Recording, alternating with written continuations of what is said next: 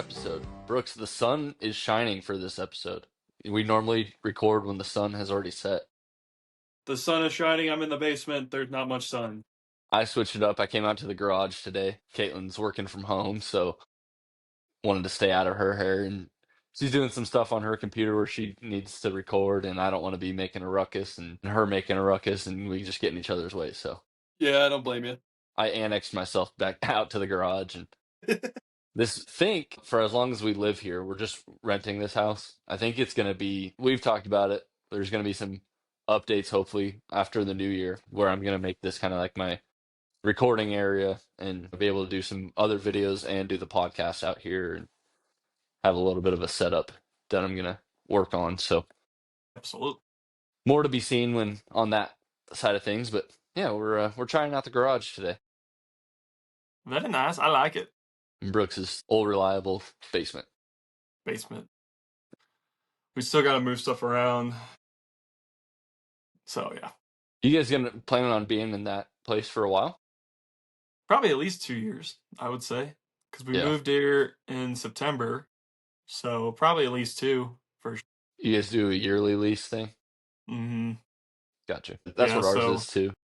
yeah, it's as much as like I think our lease we moved in mid-September, like the 15th or something like that. But our landlords are awesome and said, "Oh, you guys want if you guys decide to move, you don't have to move out till like September 30th of next year." We're like, "Okay, cool, even better." Nice. That's a good deal. It's a good deal. They didn't like charge us extra or anything, so that was nice. Yeah, that's cool. Yeah. So yeah, I mean, we plan on being here for at least a couple of years. You know, it's Yeah. close to my work, close to her work, so it's easy. Give up some money. Save up money. Maybe 5 years or so, we move to Montrose area, Western Slope. Yeah, Get out of that'd be nice. the Front Range, eventually. But for now, we're here. For now. So nice. Well, this episode we'll kind of cover two birds with one stone. We'll go a little hunt highlight. I've hunted a couple times last week. I didn't really tell you anything about my hunts at all, so it'll be kind of Mhm. news to you, I guess. Nothing Yeah, crazy. well, Nothing crazy. So that, and we got another little bit of a mix up. So we'll save the excitement for that, and stay tuned for post hunt highlight. We'll change up the topic a little bit. So to start, a little hunt highlight. So I got to hunt deer twice last week and duck once over the weekend. So 3 hunts on the week over the last 7 days, and went out Tuesday to my like southern unit area that I've been going to for all season. I just didn't see anything. I sat in there and I did text you guys that the one thing that did happen. I was sitting there and I wasn't really where I was set up. I was anticipating them coming from where I think that they've been feeding and drinking, uh, and then coming back into a bed later on. And I think that they do like a loop, I think is what they've been doing, is they go mhm, like around their little bedding area and then into the field and water, and then they come back in a different way. mhm, And so where I sat up this time, it was where I think, where I've seen and know that they come back into that bedding area. And so I was anticipating them coming in like one way, and they either didn't do that at all or it was going to happen and just I mhm, don't know. But anyways, I'm sitting in there and I'm anticipating all the movement to come from one side, and next thing I'm on my phone and not really paying too much attention, and I kind of set my phone down and I look up, and next thing you know, big old blow, whips around, there's her tail. I think it was a doe, her mhm, tail up, gone. And she was about 30 yards from me, but just straight downwind. And this was the one time that I'd gone into that spot with the wind that I said I wasn't going to go sit in this spot in. mhm, But the reason I went in with that wind was I thought I was trying to play what I thought they were doing. But, mhm, obviously I don't have that solid of a pattern on them. And she did something I wasn't anticipating. So, right. based on the images I got on my camera, that's the reason I made that decision was, okay, I'm pretty sure the way that they're coming in, they're walking from, the way my camera's set up, it's right to left, and where I had set up was about 60 yards from the right of that camera, Mhm. the way it's facing. And so it's like, okay, that they are probably, if they're doing what I think they're doing, they're walking by me, then by the camera, back into Mhm. their like actual bedding area. And so I was like, that's my gamble. I'm gonna try to see if it pays off, and the opposite. So she busted me. I don't know if that busted the rest of the hunt and things avoided me or what the deal was. I sat there until sunset or until the last light, and nothing moved. And on my walk out, normally on my walk out, I can at least see a couple eyeballs on the field edge or something like that. And there was nothing out there. And so I thought that was a little bit strange because normally I've seen deer even just walking out there, even if I don't see them during my hunt. So that was a little bit strange. I wasn't really expecting to not see anything other than having one doe bust me. So Mhm. I don't know if I'll actually be able to get back out to that area. Obviously, I'm gonna have to get back out, and I'm gonna pull that camera from there, and I think I'm gonna put it to where all my other action has been, Mhm. and see what happens over there. But that's where I ended up hunting Thursday, was that other spot, and so got up there, and it was just a very, very quiet day, and not hardly any wind, and so you know, it was a north wind, and it was actually set up perfect to the way I wanted it. I was like, okay, if they're coming from where I think they're coming from, they're gonna Mhm. come like this one. I actually like know whatever's behind me. They're like they don't come from behind me. So like have the Mhm. wind at my face, and they're not gonna come from behind me. And so if anything, they're gonna come from left, forward, or right. And Mhm. I'm sitting there, and I think it was like 2:30, maybe roughly, and sure enough, I see a doe walking across from my left to right, and she was about 60 yards. She stopped a couple times. I was able to range her, and she just never wanted to turn in to where, like, coming downhill to where I was. And Right. there was some stuff that she was like feeding on, Mhm. and that I hadn't seen them feeding on that stuff before. But I think just because of the time of year, all the acorns are either eaten up or buried in leaves, and they're not really like taking the time to look for them because it's like an oak grove in this little area. I took note, that's where she was kind of eating a little bit, and then she kind of carried on and never came down.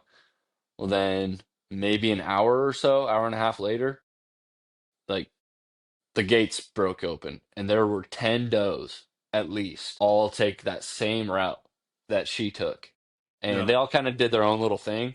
And this one, she actually did kind of turn towards me a little bit, and she got behind like a few trees, and she was just kind of milling around in this one little spot. And then I had her ranged at 45, and then next thing you know, I'm watching her and a couple others, and then I lose her. I'm like, oh crap, where'd she go? Get my binoculars out. Just I'm like slowly moving around and glassing. Where Mhm. where did these deer go? Because there Yeah. were like 10, and I was like, where did this one that was closest to me go? Like, is she trying to go around me or what?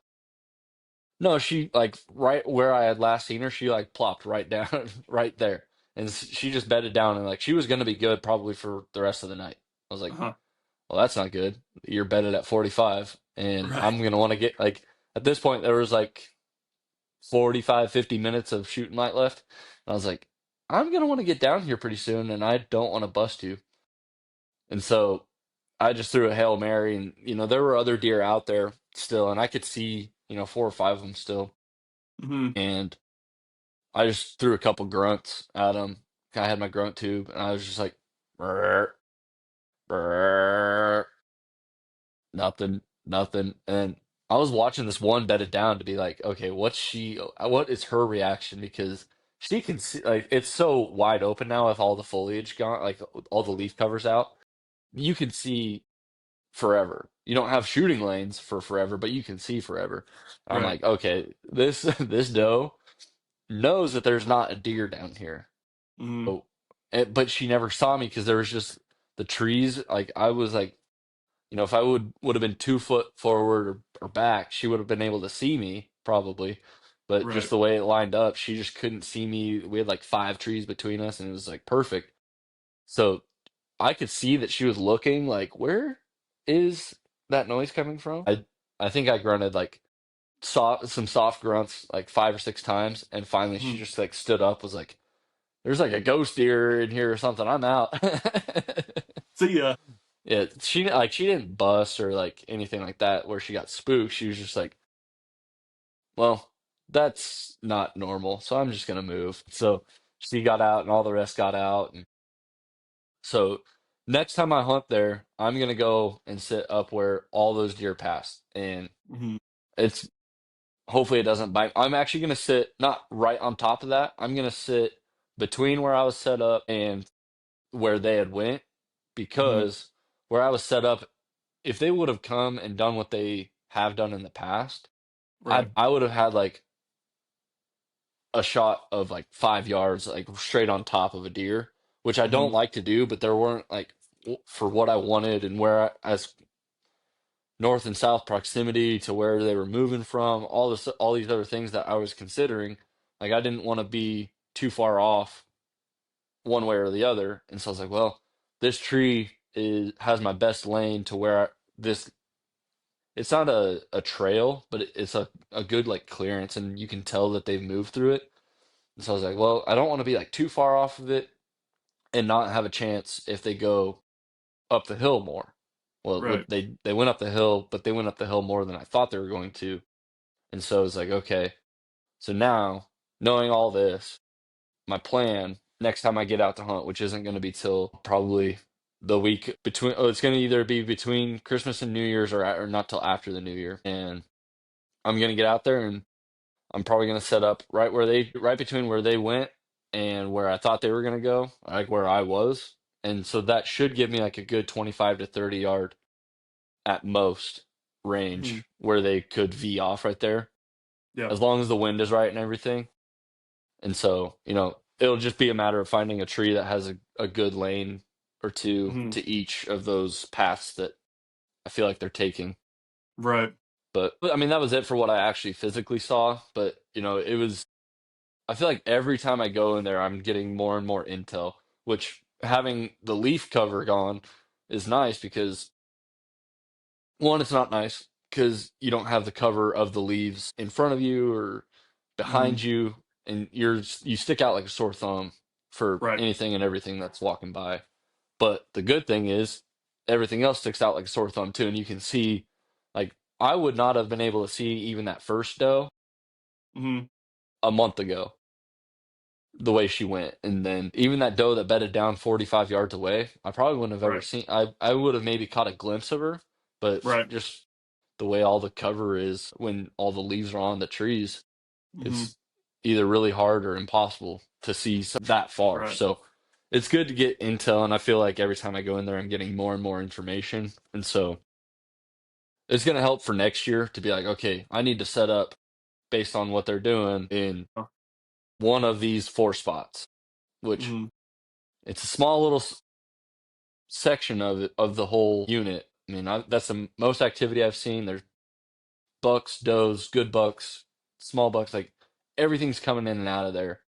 And so it's just a matter of which route they decide to take and when, like what time of year. Mhm. So that's where I want to set up my camera, get more, you know, I'm gonna have maybe put in a couple of cameras because now that I have those other ones that aren't cell cams, Right. I'll just have those and go and check them just Mhm. whenever. But I'll have that cell cam probably in there and just get as much information as I can.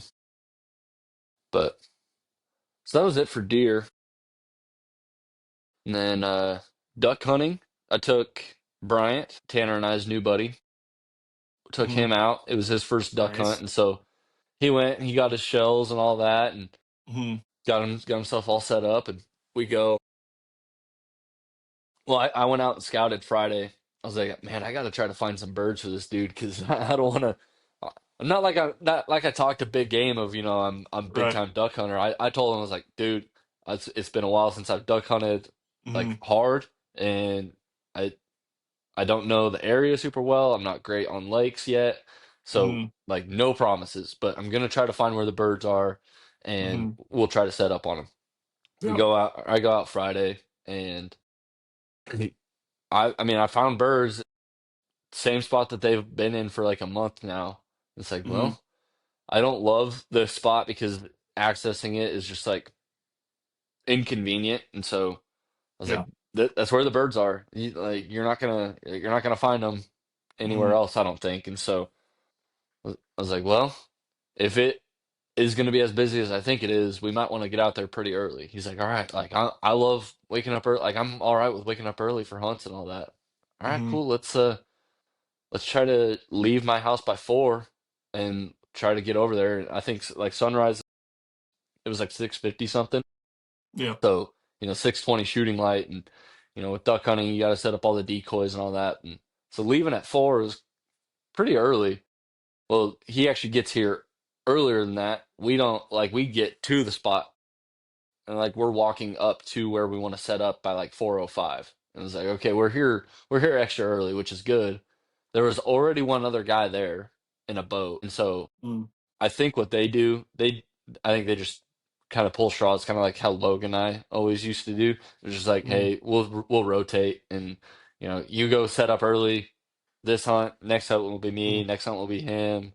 And they just kind of take turns on who does the early shift. So there was that guy set up, and then as we sat there and got everything all set up for ourselves, like 6 other boats came in, all trying to get into this cove that we were already that all like there were us two. There's another set up like across the way, and then another Hmm. one set up by us, and so there were 4 groups already set up, and there were more people trying to get in there Jeez. at like 5 o'clock, and it was like, I mean, you guys aren't late typically, but like you're late now because this is everybody knows this is where the birds are, and Right. it's not a huge cove, so it's like Hmm.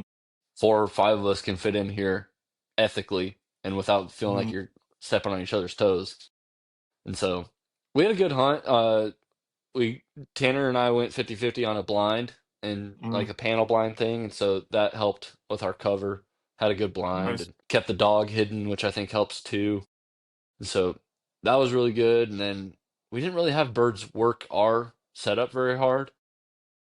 I don't for whatever reason. I don't know if it was my decoys or what, but they just never really gave it much interest. But we did have one group circle us, and it was just a pair of mallards. And so they were over the water, they passed by us, and then they came back over the shore. And I was like, this is the closest we've gotten, like an actual good shot. We hadn't taken any shots all morning because they Hmm. just seemed like too far of a reach. And I was like, man, these birds are kind of acting like they're about to get close to us. Yeah. I said, "Screw it, let's go for it." And so we pull up and we're like behind us, kind of, and take a couple shots. And I was like, "Oh man, I didn't have a great angle at it, whatever." He goes, "Oh, one's going down." He shoots. He goes, "Oh, it's down, it's down." Virgo goes, he and her go and get it, fetch it up. Yeah. It was a hen mallard, but he's like, "That's my first duck. That's all." And so, man, he was fired up. It's And awesome. yeah, so that, like so fun to be a part of like people's first hunts. And so I was glad that we could at least get a bird, Hmm. and so we got that one down. And no other birds really worked us hard the rest of the day. And, I mean, we only sat out there for maybe another hour after that, but Hmm. I mean, there were so many birds flying around, and so watching them work and like I did all the calling. He doesn't have calls or anything, so I did all the calling. And obviously having Virgo there is just like it wasn't like a full immersion experience of like Hmm. a full professional setup, but it was like as in it as he's ever been. And he's like, "This is cool, man. Like, I kind of really like this." I was like, "Yep, it's a fun thing."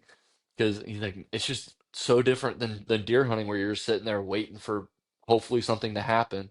Where Hmm. you can at least, if you see a bird, you can try to make it happen. I was like, "Yeah." So it was fun. He had Nice. fun. We're gonna try to get out again sometime after I get back from. We're taking a road trip to Kansas for Christmas, so we'll be back. Kansas. Yeah, old Kansas City, Olathe area. Oh, Kansas. Latha. Huh, Yeah, chance. her mom's there, and so we'll do Christmas with her family. Makes So sense. Nice. yeah, yeah. So we'll get back on Sunday, this upcoming Sunday, which would be Hmm. I don't know. I don't even know what that is. 29th. The 29th. Yeah, I think we're leaving her place the 29th, so we'll be back Yeah. late the 29th. Okay. But Yeah. so maybe that following weekend, like right after the new Mm. year, try to get some try to get on some birds again. Hopefully Tanner can go also. And it's always nice to have one extra guy just Mm. to carry decoys, maybe one extra caller. An Hmm. extra shooter is always nice too, because like if you got three people shooting at two birds, you got a better chance of getting both birds. Hopefully that can work out. That'd be awesome. Get That would be awesome. three guys in a blind, calling at some ducks, Absolutely. shooting some clouds. No, I But gotta get out there with you guys. yes, you do. We have so many activities for Brooks to partake in. So many activities. Not much time to do them, but we'll We figure it got out. deer, we got turkey, we got ducks, we got Oh, bear if dude, you want it. I'm so excited for freaking turkey season up Yeah, here. I'm hoping to actually like try harder at them this year. We kind of Hmm. went out and kind of half-assed it Yeah. a few times. Yeah. Like I want to try to actually have like a setup because I when I was out scouting ducks, I saw turkeys Turkey, and turkey. yeah, so I got my heart rate up a little bit. Like, oh, Hmm. I had seen turkeys here before, like one or Yeah. two at a time. There were like 20 to 30 turkeys in this Mm. spot. I was like, let's go. That's awesome. Yeah. So hopefully I can figure out how to hunt them a little bit better than I did last year. But yeah, so we got to get Brooks out and get him on some ducks, some deer, Hmm. some bear, some what else can you hunt in Tennessee? Well, you can hunt a lot of things in Tennessee, but we got to get you on it. Absolutely. I'm down. So that is the hunt highlight in a gist. 20 some minutes later. Pretty good hunt highlight. It's fun to be able to go do one and then the other all within, 30, Hmm. 45 minutes of the house. Where we hunt ducks is like we're on the peninsula, so we're Hmm. basically in one cove, and then where we hunt is on like the other side of the peninsula in a separate cove, but Right. it's not even a 5 minute drive. So Oh, it's yeah, it's very not far. convenient. That is convenient. Yeah, it's cool to be able to hunt multiple species in such close proximity. Hmm. So it's fun. It's fun. You're very So lucky. now, yeah, yep. Yeah. Uh, So, anyways, you're Awkward saying silence. sorry. No, I think it's time for the switcheroo, the changeup, the The curveball. they'll switcheroo. Yeah, we'll Yeah. little bit of a newer topic. It's definitely new to me, so Brooks will kind of maybe not take the full lead, but he's gonna be educating me on some things. So I mean, maybe, but hopefully, I mean, I'm as novice to it as it comes. So I mean, the I would say I'm pretty new to it still. I would say because I haven't like dove deep into it like I have like archery, you know. right, But yeah, I mean, I know a little bit. I mean, you've got some of the tools. Thanks. They're going crazy. Sorry. You're good. You were saying? You're good. I mean, you have a few of the tools already, so Here, hold on. you're good. Time out. Pause. No, podcast. Okay. Chelsea just got home and the dogs went crazy. Anyways, so where were we at? So Oh yeah, you have a few tools already correct. for it. So we'll Yep. uh we'll break the anticipation. We're building interest. The anticipation is building. The tension's high. The big reveal. What are we talking about? Uh, Pistols, ARs, and self like home defense, everyday Everyday carry type carries. stuff. Yep. The fun stuff, the pew pews, you know? The pew pews. The pew. Yeah, so like I said, I'm a lot more well versed in archery. I know what guns are. I know what pistols are, rifles are, stuff like that. I don't know all the details of which calibers are best for what, and I have a general idea. You don't want a 22 for an elk, and you're not going to shoot a 50 caliber for your everyday carry. Right. You know, somewhere in the middle, somewhere in the middle. Somewhere, yeah, but, yeah. Right. So, but yeah, I was telling Brooks before we started this episode that I was starting to kind of not dive into it full Mhm. on dipping my toes in the water on looking at some everyday carry stuff. Maybe start simple with a pistol and then kind of build up from there. Eventually have maybe a small home defense type setup Mhm. eventually. But like I said, we're only dipping the toes in the water, and I've really only started to look at like pistols for everyday carry and you know keep it in the truck or on us while or on me while we're out kind of doing chores or whatever. Right. We'll not trying to get too far into like a gear talk, but real simply, like you don't have to do a full breakdown of your gear, but what tools do you have already? And like pistol, what guns do you have? Well, then I'm willing to share. So I got a Legally. couple legally. Yeah, just kidding. ATF, don't come raid me. So I mean, I got a few pistols, a couple ARs, shotgun, 22, but my ARs are mainly used for competition because I compete in the tactical games, but obviously they're Hmm. home defense as well. Right. My shotgun, it's like one of those AR style shotguns, so it's definitely home defense as well. Yeah. 22 is a 22, it's fun. And then 9 mil, just a couple pistols, a Glock 17 and a Taurus. And I know everyone says don't let your friends buy Taurus. It was cheap at the time, okay? Don't hate on me. This is when I first was started, okay? Well, A Taurus G2C. don't let me buy a Taurus then. Yeah, don't buy a Taurus. I will eventually sell those. I'll keep my Glock 17 for my tactical games gun, Yeah. just because it's solid, and then I'll eventually sell my Taurus. But Yeah. yeah, I mean, and then I carry my Glock 17 out in the mountains with me. Mm. Uh, Now, I would like to get something bigger, probably either a 10 mil or 44 Magnum for sure. Just because, I mean, you never know with the animals out there, and especially if we start going to hunt like Wyoming, Montana, Idaho, you're gonna need it for grizzly country. Yeah. But so yeah, that's I mean, I carry my Glock, at least my Glock 17 out in the woods. My Taurus is my everyday carry just because it's nice and compact. And yeah, and then I keep my rest of my firearms at home, and then I'll go out and shoot them here and there, but Right. not a lot. I wish I'd like to do it more, but I feel like archery's kind of taken over that as Yeah. well. Yeah. But I I mean, need you can't practice everything all the time. no, you can't, which sucks. I'd love to, Yeah. but yeah. So yeah, that's what I have. Yeah, and like I said, I'd eventually like to get a 44 Magnum or a 10 mil. So, Yeah. Yeah. So I guess, we talked rules and regulations last episode, right? Yeah. Talking rules and regulations. So Colorado and Tennessee for sure on my side, you're allowed to carry like for archery season.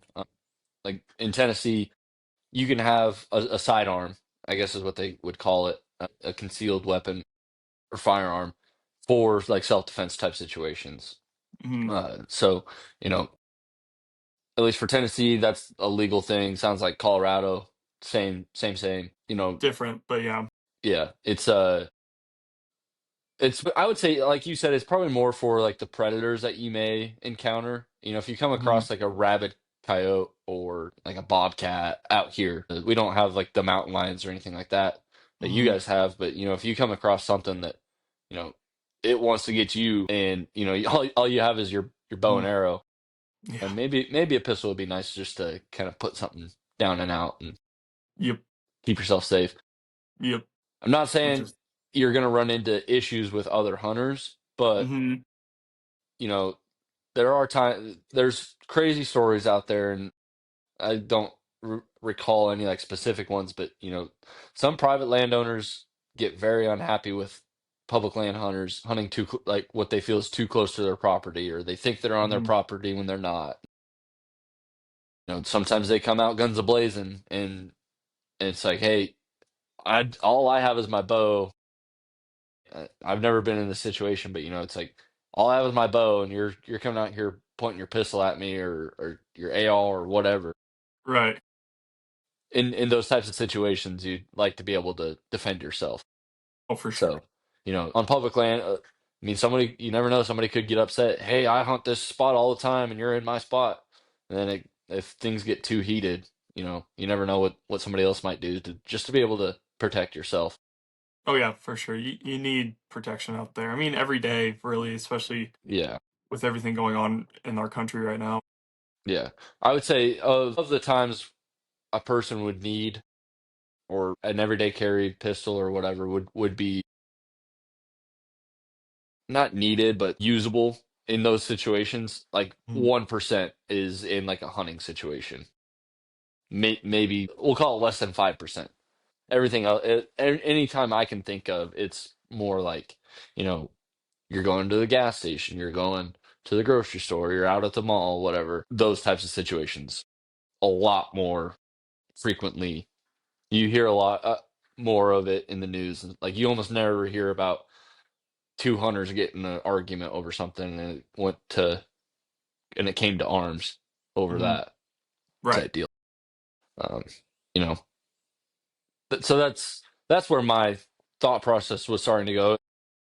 My EDC uh, dabble has started based on, like you said, the way the world is right now. Mhm. Crazy things happen. Even, right down the street at our gas station, we've had a few incidents in the last 3 months where, it's like that is so close to home.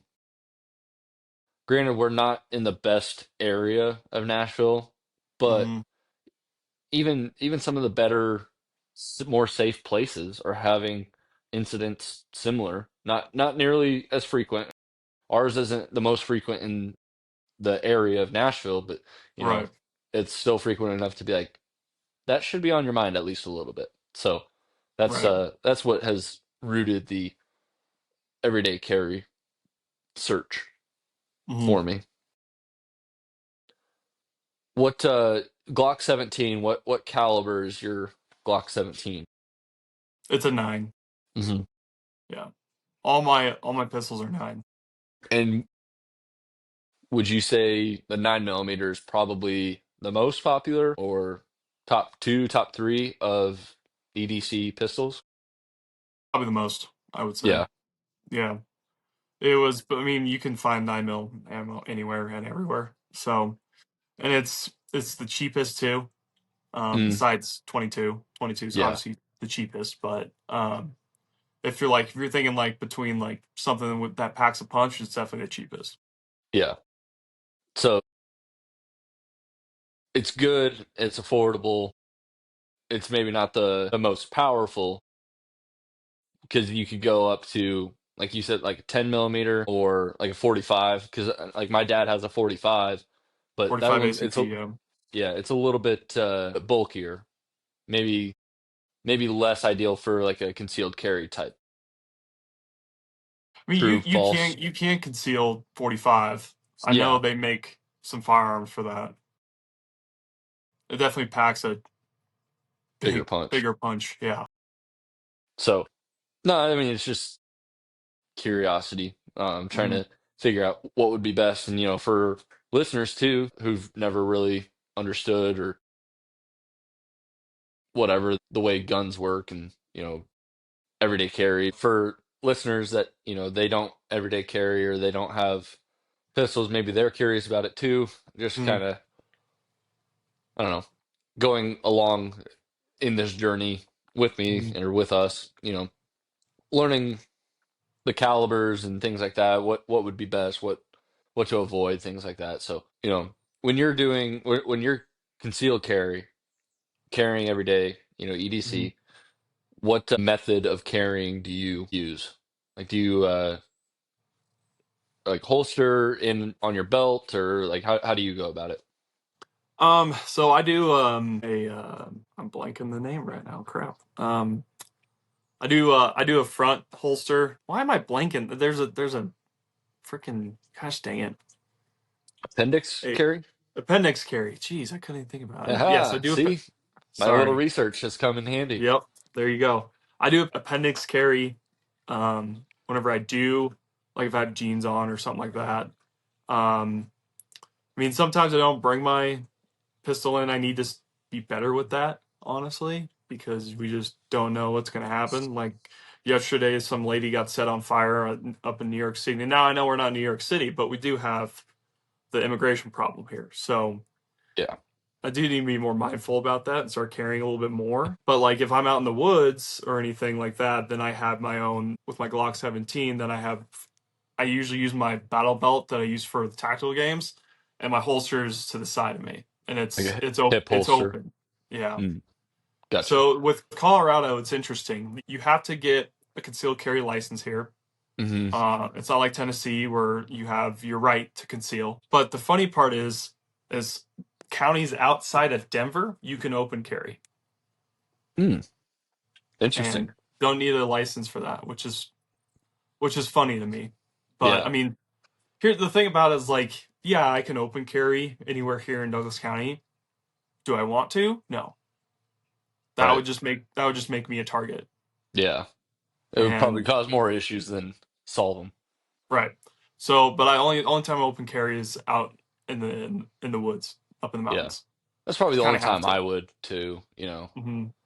Um, but so have you ever looked at like I've seen a lot of people have like a fanny pack with Hmm. for their conceal. Do you have one, or have you? I do have a fanny pack for that. Yep. Yeah. Do you like them? So it's okay. I mean, Um, they're not the trendiest thing. People probably are like, "What's this goofball doing wearing a freaking fanny right. pack?" But I mean, if you need to carry something and you don't have anything else, I mean, it's a yeah, perfect option. I And I feel know like I have a holster that goes around my like my waist or not my waist, but like my stomach, yeah, and it could midsection. hold. But it's super uncomfortable, Yeah.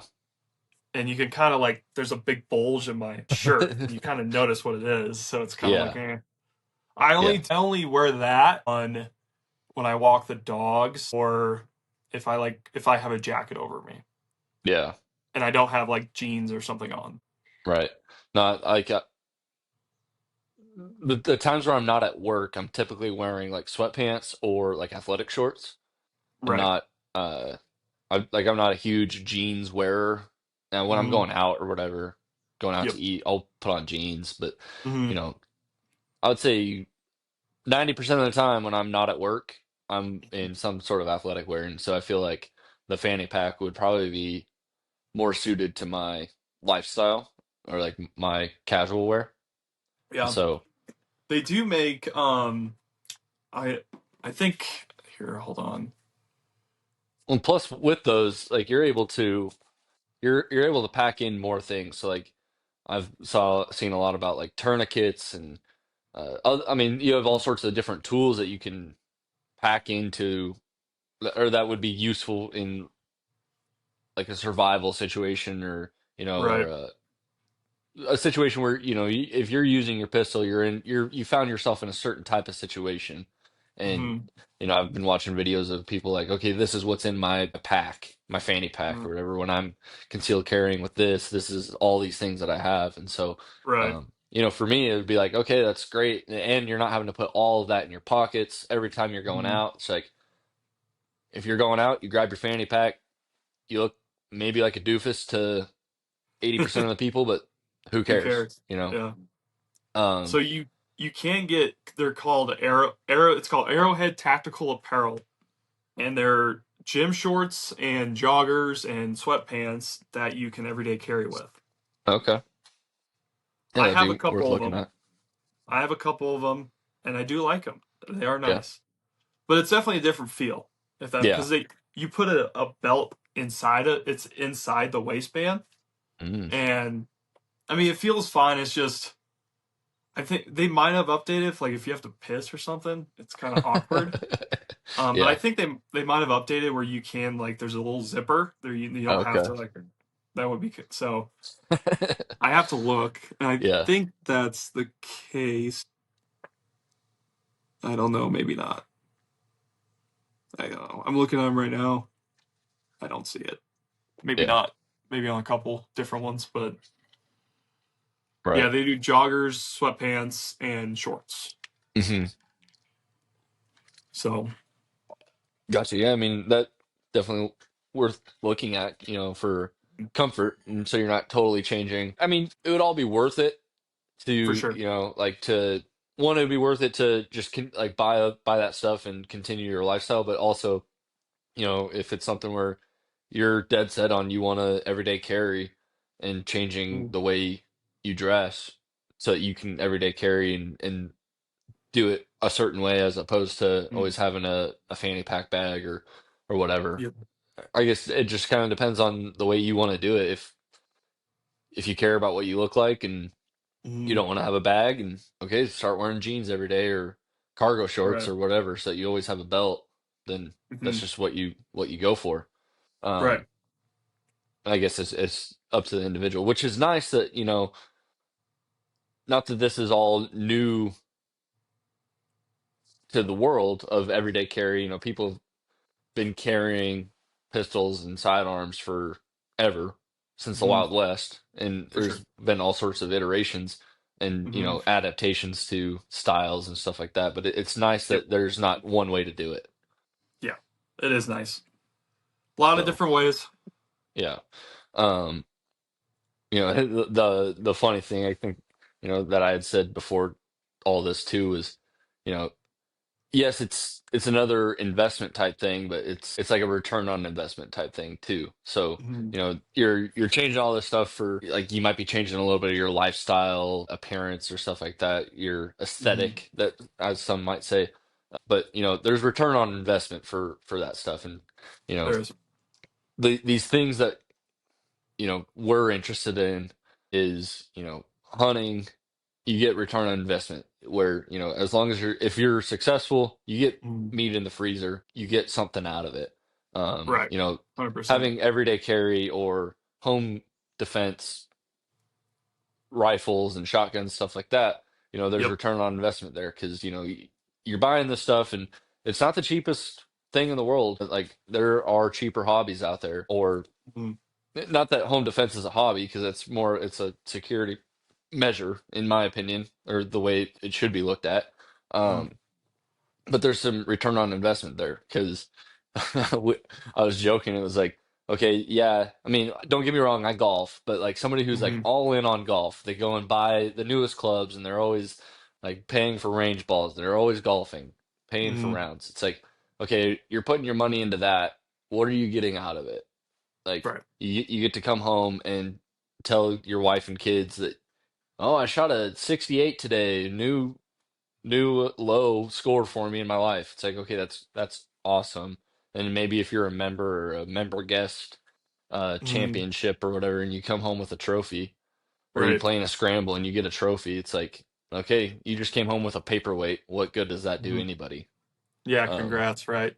yeah, but I mean, it's fun. Don't get me wrong. Golf is fun, and yeah, I mean, we have to enjoy things too. But at the same time, like you said, like there's a lot of return on investment on the stuff we do, which is yeah, nice. and like the home defense thing, like return on investment. If worst case scenario, everybody's worst nightmare, something happens, somebody tries to break in or Mm-hmm. whatever, you know, you're not what are you gonna do? Bludgeon somebody over the head with your golf trophy, or are you gonna take these rifles and pistols or whatever that you've invested in and use that to defend your family? Like, It'd be hilarious if you shot someone with a freaking bow. That would be hilarious. They'd be like, "What are you doing?" I'd be like, this is the best I "Bitch, got. boom, see ya." It's the best I got. It's either that or my goose gun. Sorry. Sorry, this is the best I got. This might hurt. It's Oh like man. the scene in what's that movie Jim Carrey's in? Where he has the arrows in his legs and he's just Ace Ventura. Ah! Oh Ah! man. Yeah. Chelsea's down here. She had to remind me. Oh, thank you, Chelsea. But yeah, so Yes. She's like, "You does she still does she podcasting?" Yes. does, does she want to make a cameo? A little quick say hi. No, No. she's not even ready. I'm sure my wife would not want to be in on it either. No. Um, but no, it's I mean, all these things are not the cheapest things in the world, but you know, the return on investment, I guess you Uh-huh. could say, like it's worth it. It is. Like I said, if everybody's worst nightmare comes to fruition and Mm-hmm. something bad is happening in the middle of the night, Mm-hmm. and the worst you could be is slightly prepared Yep. with at least having the tools and a little bit of preparedness, like a little bit of training with those tools. You know, Mm-hmm. I would hate to be in that situation and not have anything to do about it other Correct. than Yep. just be a victim. And so Yep. that I I don't know, not to get too deep into it like that conversation, but I just do not want to be a victim and Mm-hmm. helpless. So that's where all this is kind of rooted. You know, Mm-hmm. the world has all sorts of crazy stuff happening that if you have a pistol, Mm-hmm. maybe it stops, or maybe you can minimize the damage. Right. Uh, if not for yourself, also for others. But Mm-hmm. you know, that's good scenario for me, to be able to stop that or prevent that type of thing. Right. And so, yeah, that's where we're starting with it, or I'm starting with it. Caitlin's not all that interested in partaking yet, but maybe we'll see. Maybe one day. Maybe she'd get in on some like rifles for like home defense, Yep. not necessarily everyday carry. But yeah, so tell me a little bit more about your shotgun. So I can't. I bought it back in like 2020, I want to say. Um, and I'm blanking on the brand. It's a semi-auto shotgun. It's an AR style. Um, I want to say it's like called like a Boss 25 or something like that. I can't remember. I would have to look at the brand again. Yeah, Pulled out, and I haven't shot that honestly in a couple years. yeah, It's due for me to shoot it. But it's a sweet. It's AR style. It looks cool. It just has iron sights on it, so nothing crazy. I tried to when I was out in Texas back in like 2020. I was at my cousin's place. He lives on 40 acres outside of Fort Worth, and freaking, it was my first time ever shooting what's the trap or whatever, right? yeah. When you Just like throw up the clay pigeons. clay pigeons. First time trying to shoot, I missed every single time. He's like, pull! I was like, pull! And boom! I was like, oh, I missed that one. And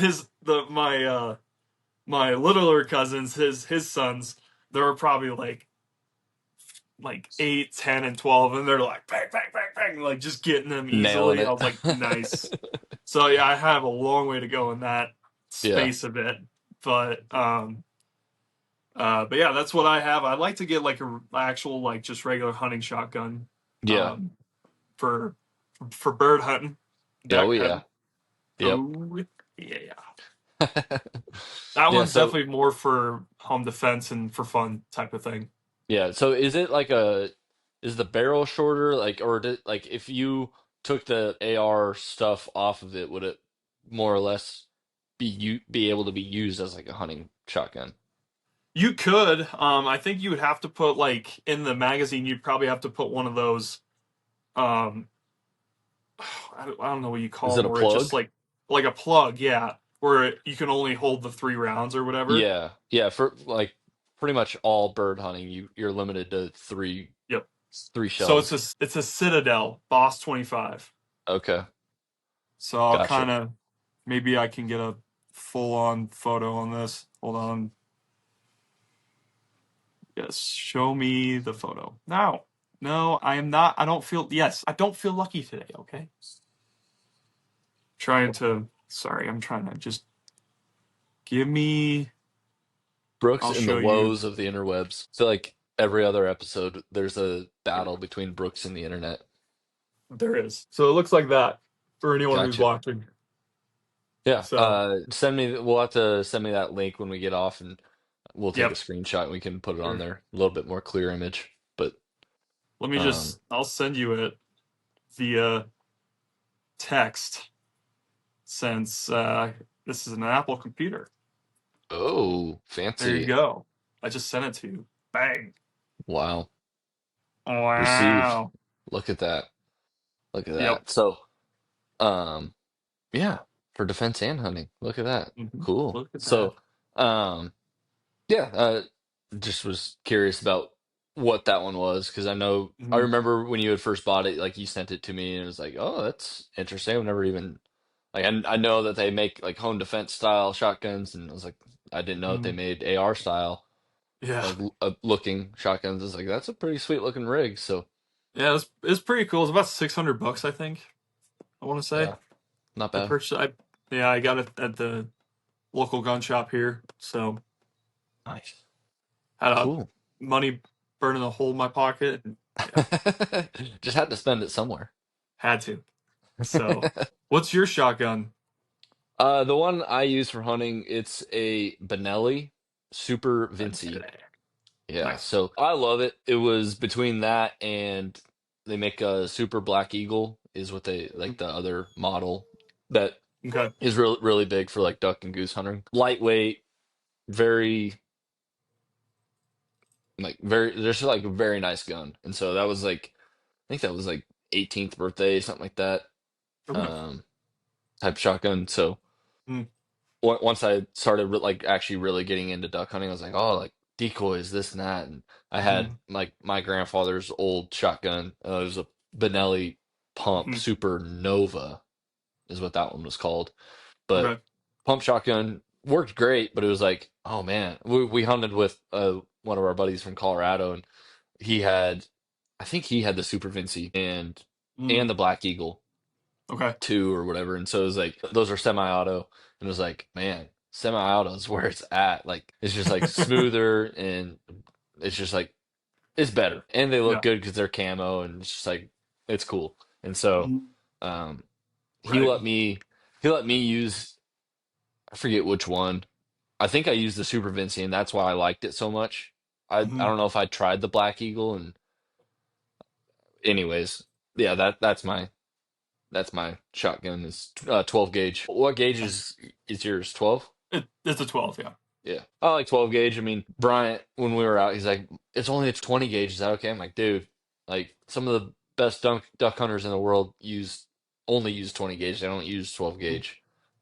There's some people out there that are like really good duck hunters that they only use 410 or like they use Mm-hmm. 410 pretty often. It's like it's just a matter of, how close you are to the birds and hmm how well you can make your shots. Right. Because I mean, two shot is two shot. It's just 12 gauge you get more, and hmm 410 you get less. So it's just however good you are at shooting is basically what it comes down to. And so you Got to know, be good at shooting. yeah, yeah. It's been a while since I've been to like a sporting clays or uh trap range or any of that. So hmm They have some be cool ones out here. yeah. I I'm sure they remember. got cool ones in Tennessee too. I think there's one. I don't know what. Last year when Tanner and I went scouting, there was a place we drove by, and I don't even know what it's called. But it was like, oh, maybe we can go shoot clays there one time. Never hmm even thought about it since then, but other than now that you brought it up. So, um, no, yeah, there's a couple great guns in Colorado, I think is where I've been a few times. Yeah. Colorado Clays, I think is another one. Carl So, Clays. Yep. yeah, I've been to a couple of those places. It's fun. Sporting Clays is really fun. It's kind of like golf where you go station to station and you get to shoot and hmm see how many you get. I think you get 100 on the whole course, and Oh, that's cool. however many out of 100. So I mean, you shoot 100 rounds a day or It's a a sore session. shoulder. Yeah, I mean, it's not like you're shooting like a turkey load or goose load. I mean, you're shooting Yeah. like I think you're shooting 7.5s, like a dove Oh, load, and yeah. so Then you're fine. yeah, it's just like as opposed to freaking whiplash every other Dude, a shot. turkey load is insane. Yeah, I it'll, remember it'll I put you on did your a ass. I did buckshot and turkey shot back to back, Oh man. and I mean buckshot is like boom, I'm like okay, and then turkey shot, and I'm like, oh my gosh, there's so much more behind that. Yeah, they got some boom to it. Yep. Yeah, so Uh, um anyways, I think that's all the questions I had for you. I don't know, is there any mhm. details about everyday carry or uh your AR? Well, we didn't really talk about your AR. I guess we can talk about it some other time, but Yeah, we you can. know, any details about your shotgun or pistol or everyday carry that you are dying to share? I don't think so. Nothing. I mean, they're pretty simple, so Yeah. nothing We'll have to crazy. we'll have to do a like a deeper dive episode, like maybe a Hmm. full episode where we don't start with a hunt highlight and we just talk about everyday carry and Mm, you know, like I said, eventually, like it is something I want to do or like want to invest in probably sooner than later. Like I may for sure. even put the new bow on the back burner in order to get Hmm. a pistol. Hmm. Well, I think the rule of the house is I have to have a gun safe to put the guns into. Because right, like my Okay. shotgun, we have like a safe, but it's not like a or Hmm. it's a cabinet. It's not really a safe. And so Right. the rule is, if we have more than just my hunting shotgun. We need Hmm. a gun safe. So, which I'm That's all actually one for. thing Like, I need. yeah, I get it. So, in Hmm. lieu or in place of a new bow, maybe I can compromise and say, okay, let's get a gun safe and a pistol at least Hmm. to start. So, I think that might be my move there, just because I feel like that's a little bit more important than my bow shoots great. There's nothing wrong with it. It's gonna need new strings maybe what after the next season, but like Hmm. there's nothing wrong with my bow. So I Right. don't need to replace it. I There's no. really, really would like to, yeah. I really, really would like to get into having an everyday carry Right. over having a new bow. So Hmm. that's the tunnel I'm about to start digging myself through. And the deep holes we can get. Ugh. Yeah.